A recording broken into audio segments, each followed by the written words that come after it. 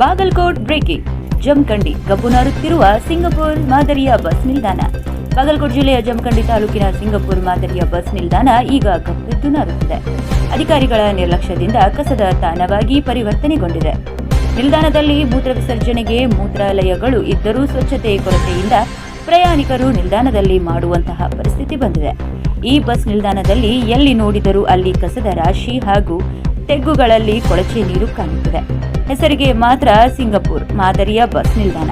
ಕಣ್ಮುಚ್ಚಿ ಕುಳಿತ ಅಧಿಕಾರಿಗಳು.